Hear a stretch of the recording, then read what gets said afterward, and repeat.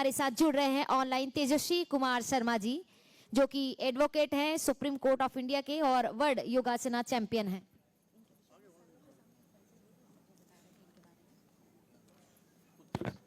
Am I sir, क्या आप audible? हमें सुन पा रहे हैं? जी मैं बिल्कुल सुन पा रहा हूँ। सर, हमारे आज की इस एक दिवसीय वर्कशॉप में आपका तालियों की गड़गड़ाहट के साथ हम हार्दिक स्वागत करते हैं। और रविकांत जी सर आपसे कुछ बात करना चाहते हैं और आपके विषय में हमारे अतिथियों को कुछ जानकारी प्रदान करना चाहते हैं। मैं अब मंच प्रदान करती हूँ रविकांत जी को।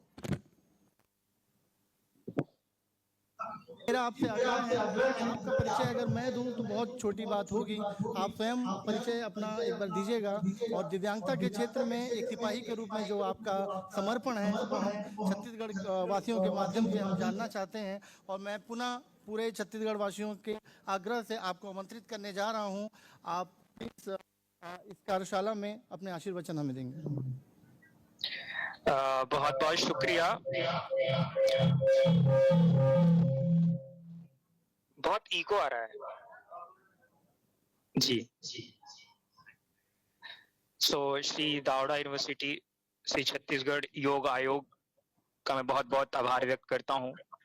सभी ऑर्गेनाइजर्स का मैं धन्यवाद करता हूँ कि आप सभी ने मुझे इतना अच्छा मौका दिया इस अंतर्राष्ट्रीय वर्कशॉप में अपनी बात रखने का। तो मैं अपनी बात को आप सभी के सामने रखूंगा, लेकिन आज का जो विषय है जैसा कि मुझे बताया गया है, healthy heart and long life. तो इस विषय पे सुबह से ही बहुत सारे हमारे विशिष्ट अतिथियों ने अपनी बात रखी और जब मुझे इस कार्यक्रम के बारे में बताया गया तो मैंने, जैसे अभी हमसे पूछा गया कि मैं अपने बारे में कुछ बताऊं, तो यही मैंने आदरणीय साहू जी से आग्रह किया कि मेरे लिए क्या विषय आपको उचित लगता है जिस पे मुझे रखनी चाहिए, क्योंकि इस पे तो सभी लोग अपनी बात रखेंगे। तो उन्होंने मेरे से जो जुड़ा हुआ विषय है वो मुझे दिया और वो विषय है yogasana, the path of discipline, strength and excellence. तो आज मैं इस विषय पे बात रखूंगा, लेकिन सवाल ये है दोस्तों कि योगासना है वो पाथ ऑफ डिसिप्लिन स्ट्रेंथ कैसे हो सकता है, क्योंकि योगासन तो एक अंग है। पतंजलि योग सूत्र में यम नियम आसन प्राणायाम प्रत्याहार धारणा ध्यान समाधि का जिक्र किया गया है। तो क्या केवल योगासन से path of discipline excellent strength पाया जा सकता है? क्या इससे लॉन्ग लाइफ पाई जा सकती है? क्या हेल्दी लाइफ पाई जा सकती है? तो मैं पहले ही डिस्क्लेमर देके क्लियर कर दूं कि केवल योगासन ही योग नहीं है। Although I am in 3 time world champion in yogasana, मैं फिजिकली चैलेंज्ड होने के बावजूद नॉर्मल लोगों के साथ योगासन कंपटीशन में पार्टिसिपेट करके 3 बार वर्ल्ड चैंपियन रहा हूं।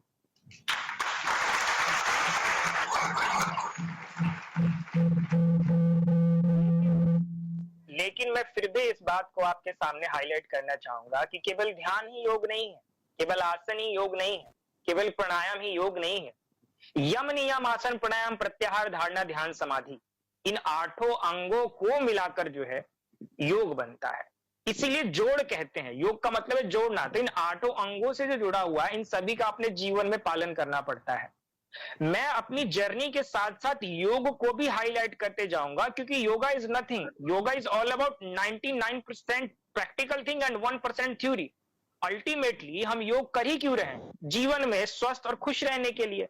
तो क्या केवल थ्योरी पे चर्चा करने से बात हो जाएगी? नहीं, साधना उतना ही महत्वपूर्ण है जितना कि योग के बारे में जानना।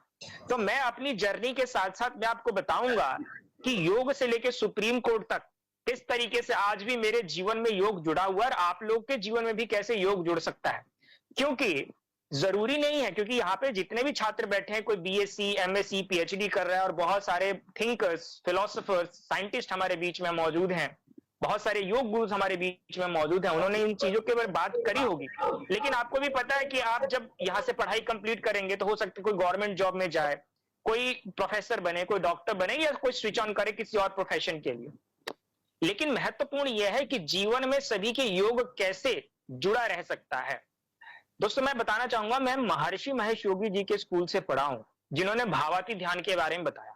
और उस स्कूल की खास बात यह है कि वहां आज भी, और जब मैं पढ़ता था 2006 से लेकर 2012 तक, आज भी सुबह स्कूल स्टार्ट होने से पहले 10 मिनट का योग कराया जाता है और स्कूल खत्म होने से पहले 10 मिनट का जो है योग कराया जाता है, ध्यान, भावाती ध्यान कराया जाता है। ये एक बहुत अच्छी चीज है जो युवाओं के अंदर बचपन से ही योग का बीजारोपण करती है। और अब तो योगासन खेलों को भी स्कूल में शामिल कर लिया गया है, योग को हर सिलेबस में शामिल कर लिया गया है, जिससे बच्चे योग से जुड़ सके। पहले लोग योग से क्यों जुड़ते थे? या तो उस मार्ग की तरफ चलना चाहते हैं, या तो उनको कोई बीमारी है, या किसी ने उनको गाइड किया।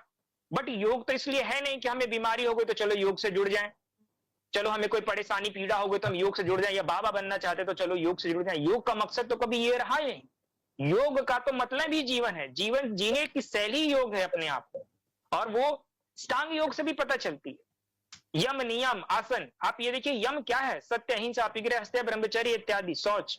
तो ये सारी चीजें, शौच, संतोष, तप, इन सारी चीजों का ये एक विशाल है योग अपने आप में। और जो बच्चे यहाँ पे योग की पढ़ाई करते हैं श्री दावरा यूनिवर्सिटी में, वो ये जानते होंगे कि योग में केवल आसनों का ही सिलेबस नहीं पढ़ाया जाता, उसमें श्रीमद् भगवत गीता, घेरण संहिता, हठ योग प्रतिपिका, पतंजलि योग सूत्र, ऋतुचर्या, दिनचर्या, तमाम तरह की चीजें बताई जाती हैं।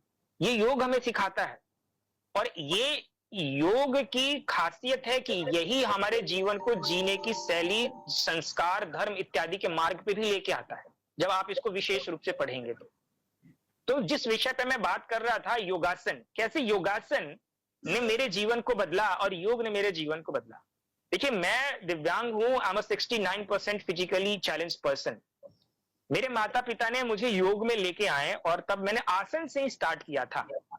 और आज मैं आपको बताना चाहूंगा, 17 दिसंबर 2020 को ministry of sports and ministry of Ayush ने योगासन को एज अ कॉम्पिटिटिव स्पोर्ट्स का दर्जा दे दिया। आज योगासन जो है स्कूल गेम्स, नेशनल गेम्स, खेलो इंडिया, पुलिस गेम्स, कई सारे चीजों में शामिल है। और 2036 तक कहा जा रहा है कि आने वाले समय में ये ओलंपिक में भी आने वाला है। अब सवाल ये है कि योगासन का इतना अंतर्राष्ट्रीय लेवल पे बढ़ावा, लेकिन क्या इससे वाकई में बच्चे योग से जुड़ रहे हैं? जी बिल्कुल, क्योंकि हम, जैसे मैंने बताया, हम पहले योग से किस लिए जुड़ते थे कि अगर हमें कोई परेशानी है या हम उस क्षेत्र में जाना चाहते हैं या उस क्षेत्र में हमें रुचि है। लेकिन आज स्कूल में योग आ जाने से, आज योगासन कॉम्पिटिटिव स्पोर्ट्स बन जाने से बच्चे जो है योगासन खेलों से जुड़ रहे हैं, और योगासन खेलों से जुड़ने के बाद वो स्टेट, नेशनल, इंटरनेशनल मंचों पर परफॉर्म कर रहे हैं। और इस लेवल पे परफॉर्म करना, इस लेवल पे आना इतना आसान नहीं होता। उसके लिए निरंतर अभ्यास और दृढ़ निश्चय चाहिए। ये भी पतंजलि योग सूत्र में लिखा गया है कि आप योग की चरम सीमा, जो मोक्ष है, या जीवन में आप जो भी सिद्धि पाना चाहते हैं, अष्ट सिद्धियों की बात की गई है, उसके लिए जो सबसे महत्वपूर्ण चीज है वो ये है कि आपका निरंतर अभ्यास और दृढ़ निश्चय। तो ये बच्चों के अंदर स्टार्टिंग से, स्कूल लेवल से ये बीजारोपण हो रहा है, और बच्चे जो आसन के माध्यम से खेल खेल में योग से जुड़ रहे हैं और वो जीवन में बेहतर कर रहे हैं। तो ये योगासन की एक बहुत बड़ी खूबसूरती है। मैं भी जब इससे जुड़ा और मैंने जब इसमें पार्टिसिपेट करना शुरू किया, तो योगासन के साथ साथ मैंने कई और चीजों को भी जानना, समझना शुरू किया। जब मेरी इसमें रुचि बढ़ी, एज अ बच्चा था तो इतना नहीं पता था, बट जैसे बड़े होते गए तो पता चला कि इसमें और भी कितनी सारी चीजें हैं।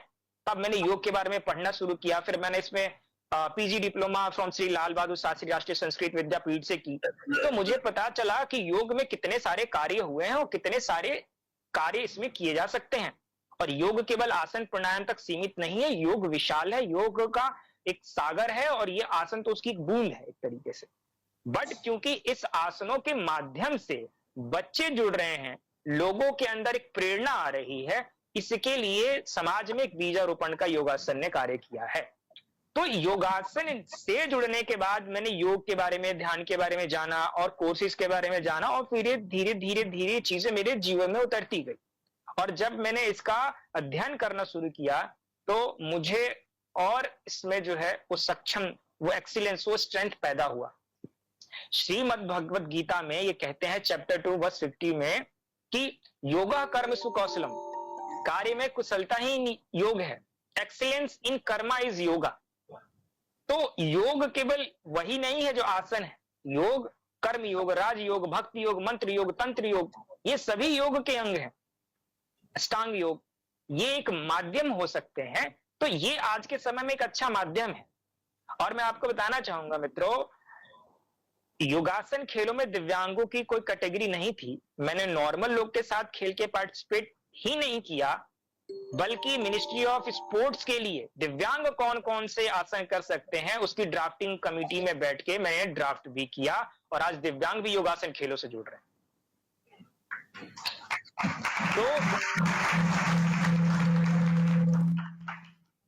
तो ये जो आज आसनों का महत्व है, ये बच्चे जो हैं उनके अंदर वाकई में एक्सीलेंस, ये स्ट्रेंथ, ये डिसिप्लिन आ रहा है। और सबसे बड़ी बात, पतंजलि योग सूत्र का पहला श्लोक, अथ योग अनुशासन, अनुशासन ही योग है। जब जीवन में अनुशासन होता है, जीवन में एक लक्ष्य होता है, जीवन में उस दिशा में जब हम कार्य करते हैं, तभी हम जीवन में आगे बढ़ पाते हैं।